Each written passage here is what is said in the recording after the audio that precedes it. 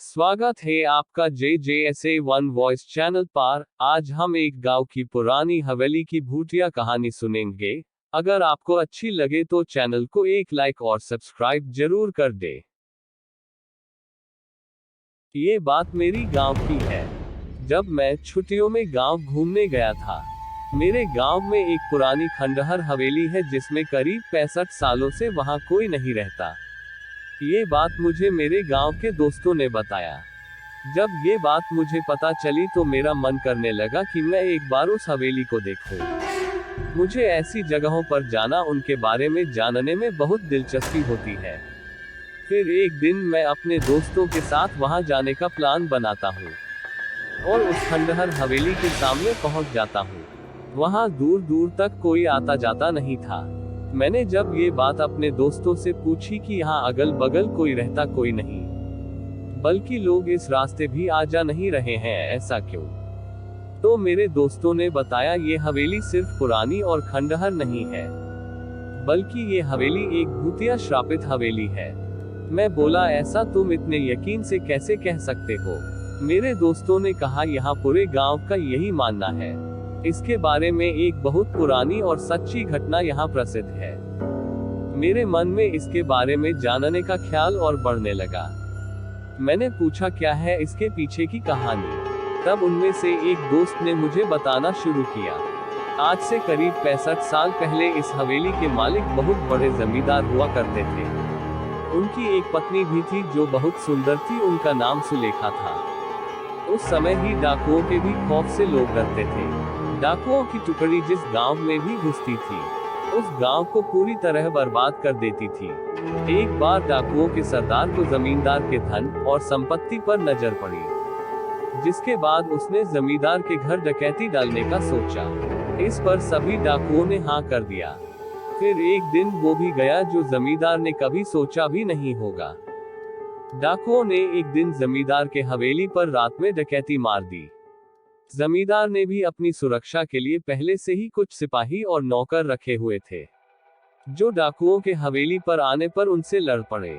क्योंकि जमींदार के सिपाही और नौकर बहुत कम और साधारण हथियार के साथ थे, वहीं डाकुओं की संख्या बहुत ज्यादा थी और अच्छे हथियार के साथ लैस थे, जिसकी वजह से जमींदार के सिपाहियों और नौकरों को कुछ ही देर में मार डाला।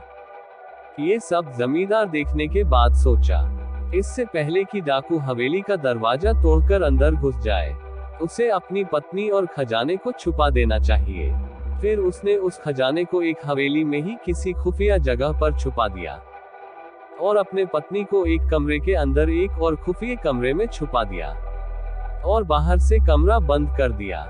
इसके बाद कुछ ही देर में डाकू हवेली का दरवाजा तोड़कर अंदर घुस गए, जिसमें जमींदार की मौत डाकुओं के हाथों हो गई।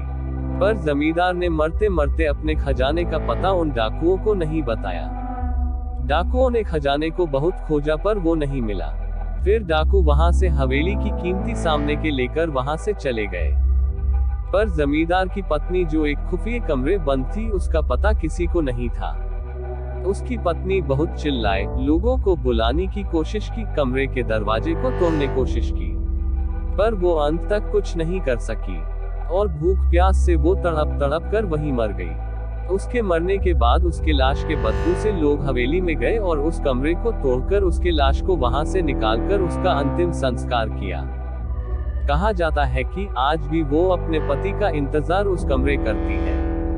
उसका पति कभी तो आएगा और उसे उस कमरे से आजाद करेगा, और आज भी उसे उसके हवेली में घुसपैठी या उसके बिना इजाजत के अंदर आने वालों को सजा देती है। मैंने अपने दोस्तों ये कहानी सुनकर उन पर विश्वास नहीं किया। मैंने पूछा, क्या यार तुम लोग भी न कब की बात आज तक लेकर बैठे हो? इसका कोई सबूत है तुम लोगों के पास? तो उन लोगों ने बोला, कुछ लोगों ने इस हवेली में जाने की और वहां रुकने की गलती की थी, जो आज तक इस सदमे को भूल नहीं पाए हैं।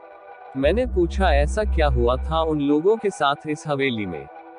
तब दोस्तों ने मुझे बताया, एक बार एक अपराधी जेल से भाग जाता है और इस हवेली में आकर छुप जाता है। उसके बाद कोई कुछ नहीं जानता कि उस हवेली में उसके साथ क्या हुआ था। बस दूसरे दिन उस अपराधी की लाश उस हवेली में मिली। मैंने बोला ये हादसा भी हो सकता है। तो उन लोगों ने कहा एक बार एक चरवाहा उस हवेली में एक रात रुकने के लिए रुक जाता है, जो सुबह जिंदा उस हवेली से तो बाहर आ जाता है, पर अपना मानसिक संतुलन खो देता है। तब से वो आज तक पागल है। ये सब बातें सुनकर मेरी हिम्मत नहीं हुई उस हवेली के अंदर जाने की, इसलिए हम लोग वहां से घर चले गए और दोबारा फिर मैं कभी उस हवेली को देखने नहीं गया।